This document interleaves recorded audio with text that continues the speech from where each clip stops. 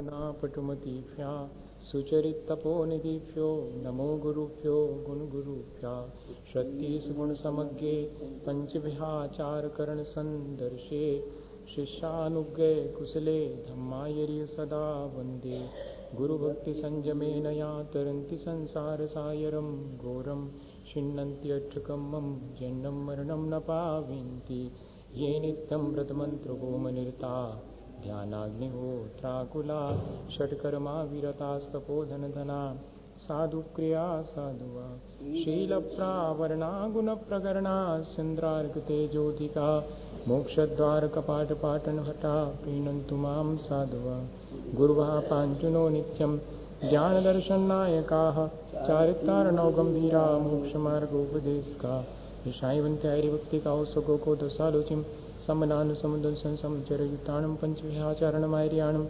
आयरादिसुधनानोपदेशानं वज्रायाणं तीरनुगुणपालनरायणं शुभसाहुनं सहनिष्कालमंशे पूजे वृन्दावनं वसामि दुःखो कम्मखो वैलाव सुगैगमनं समायवन्नं जन्मं सम्पत्तिभूषं मोतारं कर्मभूव्रतां व्यातारं विश्वतत्त्वानां वन्दे तद्गुणलब्धये।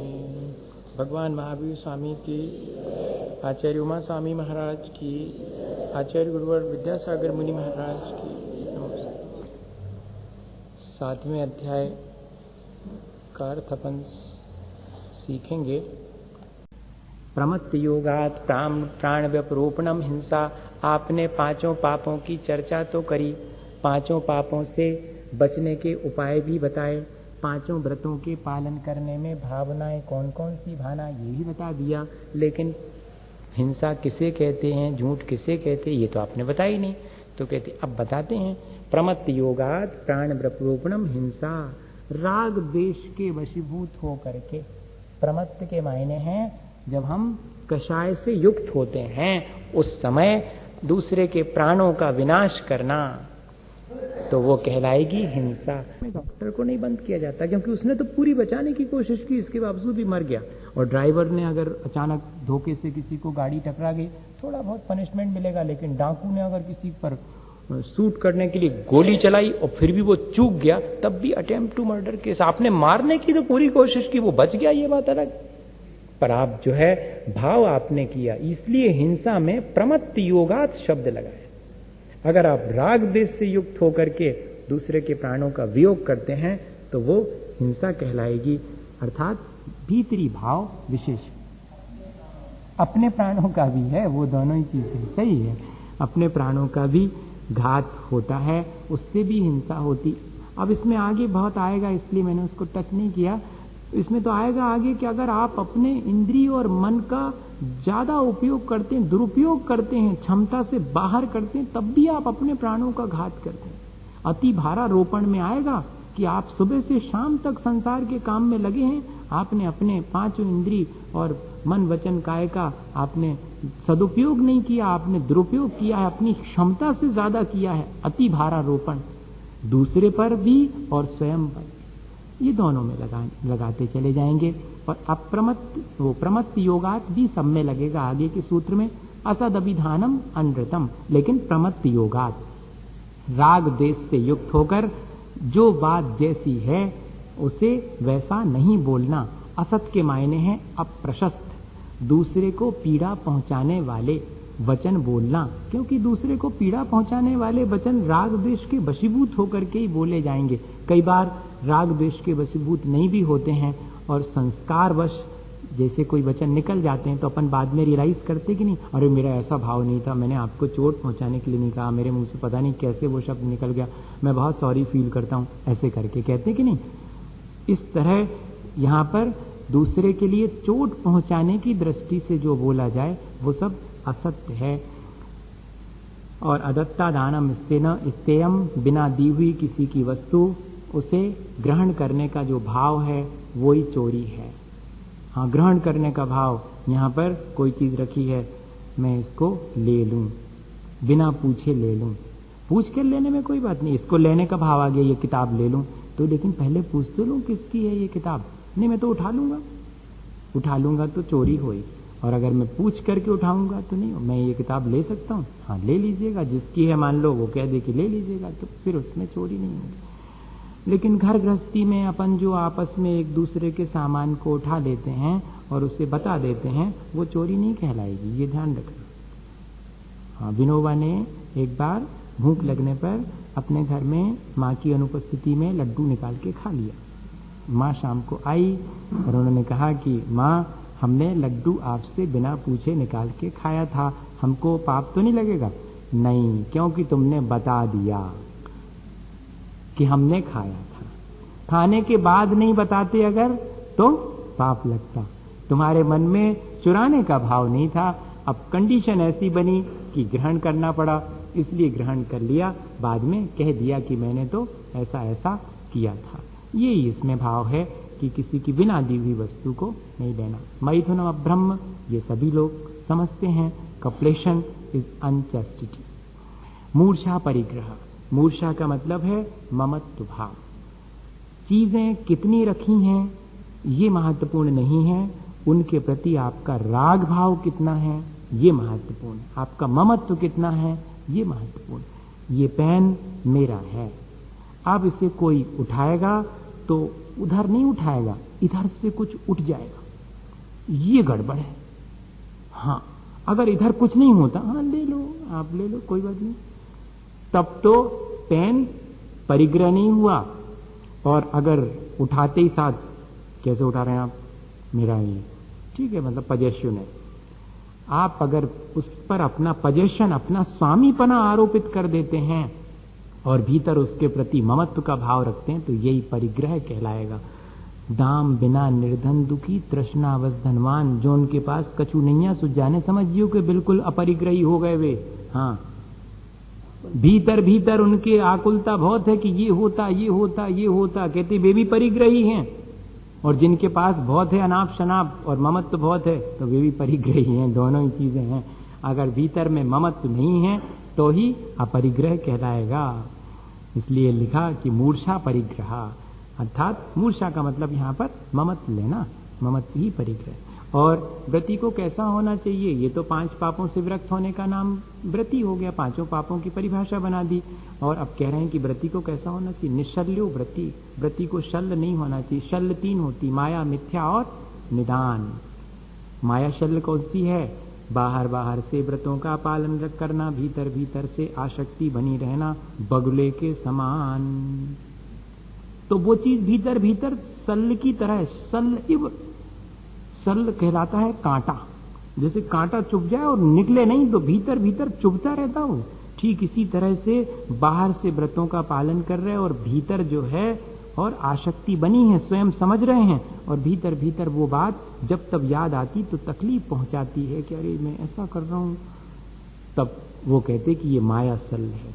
बाहर से तो सच्चे देवगुरु शास्त्र के प्रति श्रद्धा, लेकिन भीतर भीतर अन्य के प्रति भी, जो वीतरागी नहीं है उनके प्रति भी थोड़ा थोड़ा मन में भाव, आसक्ति का, अनुराग का बना रहना, ये मिथ्या दर्शन शल्य है। ये मिथ्यात्व तो नहीं आया, लेकिन मिथ्यात्व के प्रति झुकाव है, और बाहर से तो सच्चे देवगुरु शास्त्र के प्रति श्रद्धा है। ये सावधानी व्रती व्यक्ति को रखनी चाहिए। हाँ, माया, मिथ्या और निदान। बाहर से तो लोगों को कह रहे हैं हमें कोई चीज की जरूरत नहीं है, हम कौन व्रत नियम आगामी जीवन के लिए कर रहे हैं, हम तो अभी के लिए कर रहे हैं। वो भीतर भीतर तो आगामी जीवन में इन व्रतों के करने से मुझे ऐसा ऐसा स्वर्गों का सुख मिले, ऐसी आसक्ति बनी हुई है, तो ये निदान शल्य कहलाएगी। चुपती रहती है भीतर भीतर, किसी को दिखाई नहीं पड़ती। इसलिए लिखना पड़ा कि व्रती को इस प्रकार की माया, मिथ्या और निदान शल्य से मुक्त होना चाहिए। जो इनसे मुक्त है वो व्रती है, ऐसा नहीं, जो व्रती है वो इनसे मुक्त रहेगा। ये अगारी नगारस्य। व्रती व्यक्ति 2 तरह के होते हैं, एक घर में रहने वाले, वो अगारी कहलाते हैं, और एक अनगारी, जो घर में नहीं रहते। अगार से मतलब क्या है, घर। घर से मतलब क्या है, गृहस्थी। घर से मतलब मकान नहीं, मकान और घर में बहुत अंदर है। मकान तो ईंट चूने से बनता है, और घर तो गृहिणी से बनता है, हमारे संबंध और राग भाव से बनता है। इसलिए कह रहे हैं कि जिनने घर का त्याग कर दिया है वो अनगारी कहलाएंगे। नहीं तो फिर तो बहुत मुश्किल होगी। आपके पास वैसा कमरा नहीं होगा जितना कि बढ़िया अपन बैठे हुए हैं उसमें, तो फिर अपन भी घर जैसा ही हो गया। वो कहते नहीं, कोई व्यक्ति जंगल में रह करके भी श्रावक है और जंगल में बैठा है, फिर भी उसके भीतर घर बना रहता है। और कोई व्यक्ति घर के भीतर रह करके भी, जिसने घर का त्याग कर दिया है, वो भले ही किसी घर में भी रह रहा हो पर उसके भीतर घर नहीं है, इसलिए वो अनगारी कहलाएगा। ये सागार और अनगार दो तरह के व्रती होते हैं, घर गृहस्थी वाले और बिना घर गृहस्थी, अर्थात इन्होंने उसका त्याग कर दिया। अनुव्रतोगारी, जो अनुव्रती हैं उनको हम अगारी कहते हैं। इसका मतलब है कि जो अनगारी हैं वे महाव्रती होते हैं। इससे अपने आप निकल आएगा। अब जो है अनुव्रती के 5 अनुव्रतों के अलावा और कौन कौन से सप्लीमेंट्री वो कहलाते हैं एडिशनल, उनके और अधिक संभाल के लिए और कौन कौन से व्रत 7 और होते सप्लीमेंट्री, जिनमें से 3 गुण व्रत होते, 4 शिक्षा व्रत। जो 5 अनुव्रतों के गुणों को बढ़ाने में मदद करें वे गुण व्रत, और जिनसे मुनि जनों के महाव्रतों की शिक्षा मिले वे शिक्षा व्रत कहलाते। इनकी चर्चा करेंगे। दिग्देशानर्थ दंड व्रति सामायिक प्रोष्टो वासो भोग परिभोग परिमाणातिथि संविभाग व्रत संपन्नस्य। ये बात तय है कि अभी तक हमने 22 इतने साल में इस अध्याय को घंटे भर में कभी पूरा नहीं कर पाया। ये आप पहले से मान लेना। कोई कर देवे तो हम उसकी पीठ थपथपाएंगे, अगर पढ़ सकता है वो अकेले बस। बाकी इस अध्याय को बहुत कोशिश करके घंटे भर में होता नहीं, 5 मिनट बाकी हैं वैसे अपना समय होने में, जबकि सूत्र भी बहुत सारे और इतने डिटेल हैं एक एक सूत्र की संक्षेप भी करें तब भी बहुत मुश्किल है। दिग्देशानर्थ दंड व्रति सामायिक प्रोष्टो वासो भोग परिभोग परिमाणातिथि संविभाग व्रत संपन्नस्य। दिग्व्रत, देशव्रत, अनर्थ दंड व्रत, ये 3 गुण व्रत हैं। फिर सामायिक, प्रोष्टोपवास, भोगोपभोग, परिमाण और अतिथि संविभाग, ये 4 शिक्षा व्रत हैं। ये 5 अनुव्रतों के लिए सप्लीमेंट्री हैं, उनके साथ उनकी मदद करने वाले हैं। इनके बारे में इतना ही है कि 10 दिशाओं की सीमा को निर्धारित करके उसका उल्लंघन नहीं करना, उस मर्यादा से बाहर सब चीजों का त्याग कर देना दिग्व्रत कहलाता। और जो अपन ने 10 दिशाओं की सीमा करी उसमें भी वो जीवन भर को कर लेते हैं, उसमें से भी थोड़ा थोड़ा ताहू में, फिर ग्राम गली गृह बाग बजारा, फिर 2 महीने के लिए 4 महीने के लिए। अब अपने गांव से ही बाहर नहीं जाएंगे, अपने मोहल्ले से नहीं जाएंगे, आज तो अष्टमी है तो अपने घर से नहीं जाएंगे, ऐसे करके अपने कमरे से ही नहीं जाएंगे। इस तरह ये कहलाता देश व्रत, थोड़ी सीमा रख करके। अनर्थ दंड, निष्प्रयोजन पाप करना। प्रयोजन भूत पाप तो श्रावक करता ही रहता है, रोटी बनाना है तो उसके लिए प्रयोजन है, इसलिए पाप करना पड़ेगा। लेकिन निष्प्रयोजन, 4 जने तो घर में हो, 40 की रोटी विस्तार ली तो क्या होने वाला, ये निष्प्रयोजन पाप है। अब आज तो हमारी छुट्टी है, सो उठाओ सबरे कपड़ा लत्ता सब दुनिया भर के और धोए बैठ जाओ, ये निष्प्रयोजन पाप है। तो ऐसे बहुत सारे पाप हैं। 5 प्रकार के अनर्थ दंड हैं। अनर्थ के मायने दूसरे को हार्मफुल, हाँ, पर्पसलेस तो है ही, और हार्मफुल। और दंड का मतलब होता मन वचन काय की क्रिया। मन वचन काय की अनर्थकारी क्रिया का नाम अनर्थ दंड, और उससे विरक्त होना अनर्थ दंड व्रत। अपध्यान, बैठे बैठे दूसरे के बारे में बुरा विचार करना, कुछ नहीं अपना लाभ हो रहा लेकिन दूसरे के बारे में बुरा विचार कर रहे बैठे बैठे, अपध्यान है, अनर्थ दंड है। पापोपदेश, पाप को बढ़ाने वाली क्रियाओं का उपदेश करना है, तुम तो ऐसा कर लो, तुम तो कर सकते, हमने छोड़ दिया, तुमने थोड़ी छोड़ा, तुम तो करो, ले ऐसा पापोपदेश। प्रमादचर्या, बिना प्रयोजन के, पंखा चल रहा है तो चल रहा है, नल खुला हुआ है तो खुला है, रास्ते से निकले सो पत्तों को, पेड़ को हाथ मार दिया, उतनी सारी पत्तियां टूट गईं, कोई प्रयोजन नहीं है, लेकिन फिर भी इस तरह ये प्रमादचर्या कहलाएगी। हिंसा दान, दूसरे को हिंसक अस्त्र शस्त्र इत्यादि देना, बहुत सारी चीजें आ जाएंगी। अगर डिटेल करें इसका तो रहने दें, अपन जिसको व्रत लेना होगा वो कर लेगा अपने आप। और अशुभ श्रुति, दूसरे की निंदा इत्यादि सुनने में रुचि लेना, जबकि उससे अपना कोई प्रयोजन नहीं सद रहा है, व्यर्थ नहीं, दूसरे की निंदा पुराण विस्तार लो तो बहुत दिन चलता, वो घंटों विस्तार सकते हैं उसको, कहते अशुभ श्रुति नहीं, दूसरे के निंदा में कोई रुचि नहीं लेना। श्रावक के लिए कह रहे हैं, सोचो आप, अणुवृत्ति के लिए। अब बताइएगा, बहुत कठिन है, इस तरह से अणुव्रत लेना भी कठिन है, महाव्रत तो कठिन है ही। सामायिक 5 पापों को छोड़ करके 5 परमेष्टि का स्मरण करना सामायिक कहलाएगी। पर्व के दिनों में उपवास करना प्रोषदोपवास कहलाएगा। भोग उपभोग की सामग्री रख रखी है, उसकी सीमा बांध ली कि भैया अपन तो इतना ही उपयोग करेंगे, ज्यादा नहीं करेंगे, वो परिमाण व्रत हो गया। अतिथि आ गए तो उनके लिए दान इत्यादि देना, अपने भोजन में से अतिथि संविभाग, ये कहलाएगा। इस तरह ये 12 व्रत हो गए। मारणांतकीम सल्लेखनाम जोशिता, श्रावक अपने मरण का समय निकट आता जान करके प्रीति पूर्वक सेविता नहीं लिखा, जोशिता लिखा। आचार्यों ने कहा कि क्यों आपने सेविता लिख देते, मारणांतिम सल्लेखनाम सेविता, कहते नहीं, उसमें तो बाई फोर्स भी आप किसी के कहने से भी सल्लेखना कर सकते। कहते नहीं, जोशिता प्रीति पूर्वक स्वयं अपनी इच्छा से जीवन का अंत निकट जान करके और सल्लेखना लेना। सतलेखन, भली प्रकार से क्रश करना। किसको क्रश करना? शरीर को भी और कषायों को भी, उसको कहते हैं सल्लेखना। ये अपन इस पे खूब चर्चा कर चुके पहले। अब कह रहे हैं कि इनमें दोष कहाँ कहाँ लग सकते, प्रिकॉशंस ले लो। अगर आप व्रत ले रहे हैं तो पहले प्रिकॉशंस भी ध्यान में रहें कि ऐसा ना हो कि अगर असावधानी हो गई तो व्रतों में दोष लग जाएंगे, तो पहले से सावधानी बता दी। सम्यक दर्शन में कैसे दोष लग जाते हैं? शंका, कांक्षा, विचिकित्सा, अन्य दृष्टि, प्रशंसा, संस्वाह, सम्यक दृष्टि, रतिचारा। वैसे लिखा तो है कि सम्यक दर्शन ज्ञान चारित्र से मोक्ष होता है, लेकिन कभी कभी लगता है कि ये सब बातें कैसी हैं, कुछ समझ में नहीं आता। डाउट क्रिएट हो गया जिनेन्द्र भगवान की वाणी में। क्षण भर को भले ही हुआ, मलिनता आ गई, तो शंका से बचना और धर्म के फलस्वरूप मुझे भोग विलास की सामग्री मिले, ऐसी आकांक्षा से बचना, नहीं तो दोष लग जाएगा सम्यक दर्शन में। और विचारों का भेद होने पर तर्क संगत या कि आगम संगत बात को ना मानकर अपनी जिद पर कायम रहना, ये विचिकित्सा है। हाँ, ग्लानि करना तो है ही, लेकिन इसमें अलग परिभाषा दी है।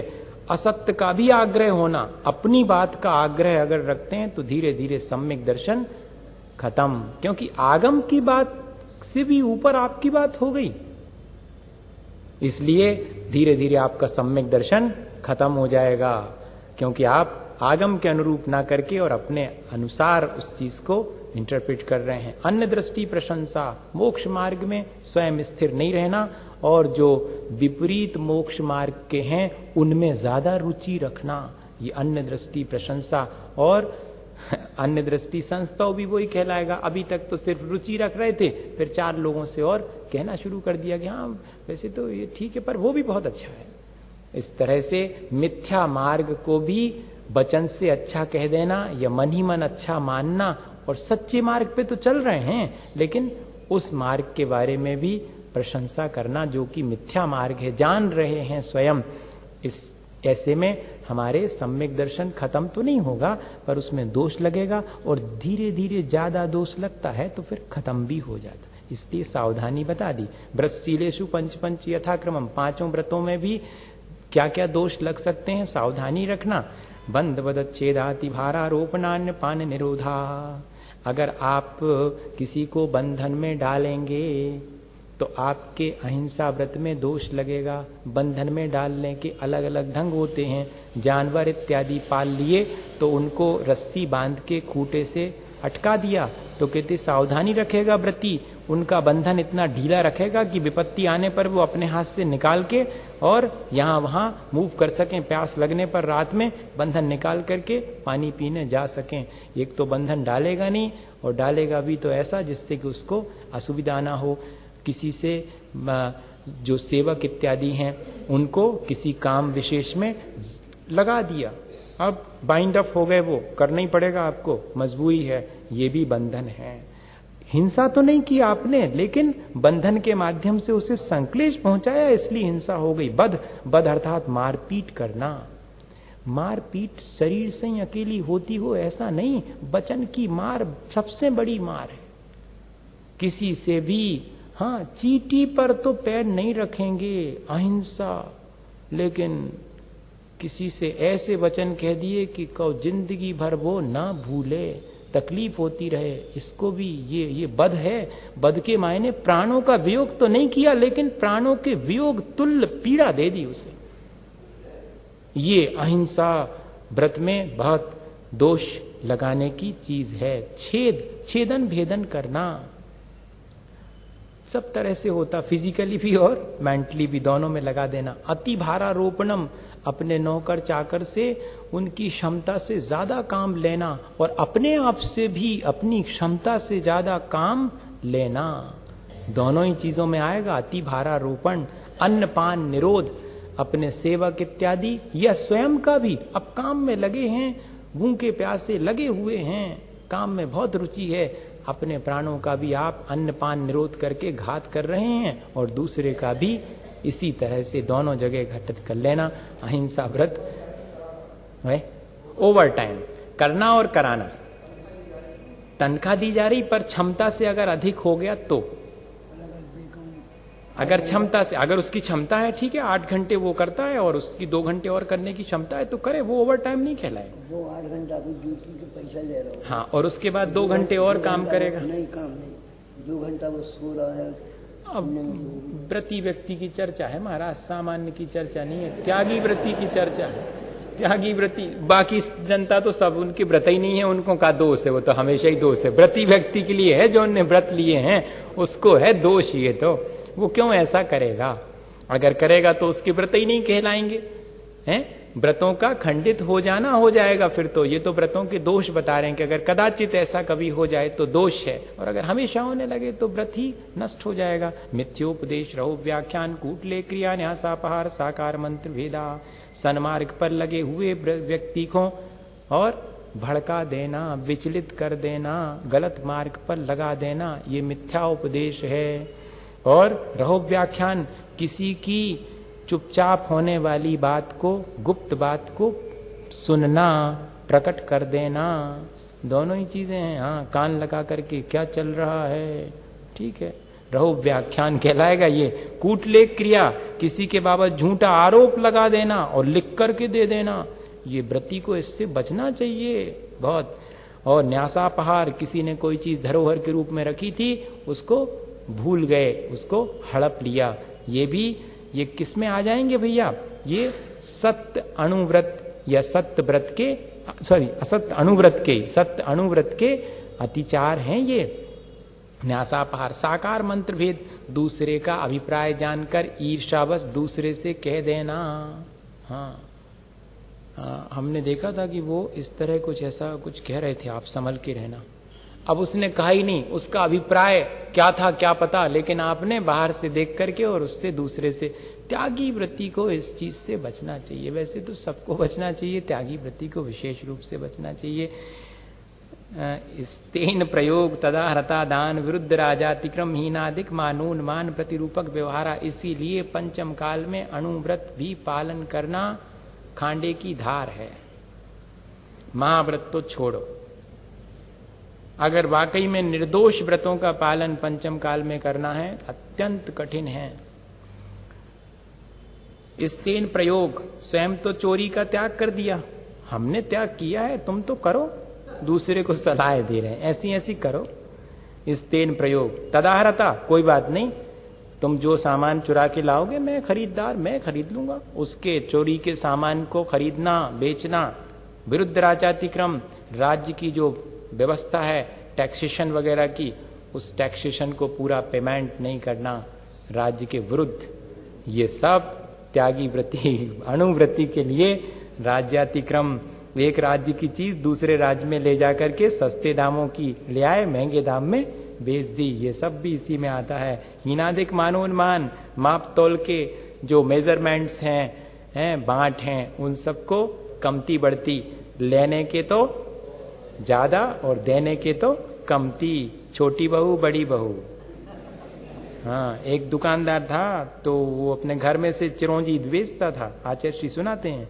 तो जब किसी कोई चिरौंजी देने आता तो कहता बड़ी बहू बांट ले आओ, लाता बेटा ही था, बहू नहीं लाती थी। बहू बेटा समझ जाता था कि मतलब बड़े बांट लाओ, और जब किसी को चिरौंजी देनी हो, छोटी बहू बांट ले आओ, मतलब छोटे वाले बांट ले आओ। आचार्य जी ऐसा सुनाते, छोटी बहू बड़ी बहू, तो छोटे ही ना देख मानूनमान, प्रतिरूपक व्यवहारा, मिक्सिंग करना, हल्की चीज महंगी चीज में मिला करके बेच देना, मिलावट, ये सब त्यागी वृत्ति के लिए बचना चाहिए। पर विवाह करने त्वरिका परिग्रहीता गमनानंग क्रीड़ा कामती ब्राविनिमेषा। अगर ब्रह्मचर्य का पालन करना है तो उसमें दोष कैसे लग जाते हैं।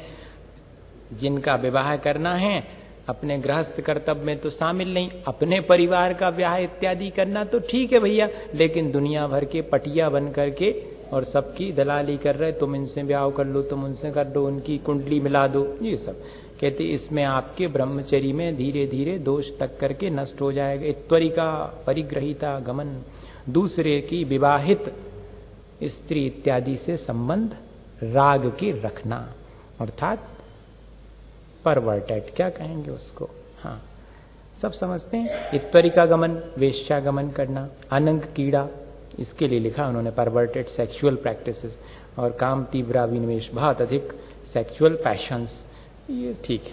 क्षेत्र वास्तु हिरण्य सुवर्ण धन धान्य दासी दास कुप्य प्रमाणातिक्रमा। पहले तो क्षेत्र, वास्तु मतलब घर, क्षेत्र मतलब कल जो उपजाऊ जमीन होती वो, और वास्तु मतलब घर, और हिरण्य स्वर्ण सोना चांदी हो गया, धन धान्य, धान्य तो कहलाता गेहूं इत्यादि, और धन कहलाता गोधन वगैरह। कैश नहीं आता, कैश तो स्वर्ण और उसमें आता, धन के मायने कैश नहीं, धन के मायने गोधन। और दासी दास नौकर चाकर, और कुप्य मतलब बर्तन और कपड़े वगैरह, ये सब परिग्रह है। इसकी पहले सीमा बना ली और फिर बाद में उसको भूल गए, या कि लोभ में आ गए तो थोड़ी थोड़ी बढ़ा ली। हाँ, बढ़ाने के अपने अलग अलग ढंग रहते हैं, तो बहुत सारे ढंग हैं उसको बढ़ा लेने के, पर वो तो दोष माना जाएगा। ऊर्ध्वाधस तिर्यक व्रतिक्रम क्षेत्र वृत्ति स्मृत्यंतराधानानी। अब दिग्व्रत लिया था, 10 दिशाओं की सीमा कर ली थी, लेकिन ऊपर जाने की सीमा जितनी थी लोग के वशीभूत होकर उसमें ज्यादा चले गए, नीचे जाने की जितनी सीमा थी उसका व्यतिक्रम कर दिया, आजू बाजू जाने की सीमा का उल्लंघन कर दिया, क्षेत्र पहले जितना रखा था उससे ज्यादा बढ़ा लिया, या कि कितना रखा था क्या पता, भूल भाल गए। और भूलते भी अपन है ना, तो ऐसा नहीं कि याद आएगा तो कमती, याद ज्यादा ही आता है। हाँ, कोई अगर कहे कि तुमने तो 25 किलोमीटर का रखा था, नहीं कुछ ख्याल नहीं आता, हमारे ख्याल से 50 का रखा था, 50 का। हाँ, ऐसा याद भी आएगा तो ज्यादा ही वाला याद आएगा वो। तो कहते हैं कि स्मृत्यंतराधानानि, हम भूल जाते हैं उस चीज को, क्योंकि लोभ जागृत हो गया, सबसे बड़ी चीज। आनयन प्रेष प्रयोग शब्द रूपानुपात पुद्गल क्षेपा, देश व्रत लेकर के बैठ गए अपने कमरे में। अब अपन तो बाहर नहीं जाएंगे, ऐसी सीमा कर ली, लेकिन अपनी सीमा से बाहर का काम दूसरे के माध्यम से करवा लिया। आनयन प्रेष प्रयोग, नौकर को आज्ञा दे करके काम करवा लिया। प्रेष प्रयोग शब्दानुपात, बाहर से, सीमा के बाहर से काम लेने के लिए किसी को बुला लिया, शब्द करके, आवाज दे करके, और आवाज भी नहीं दी तो सिर्फ खिड़की में से अपना चेहरा दिखा दिया कि समझे नहीं रहे हो, मैं बुला रहा हूं।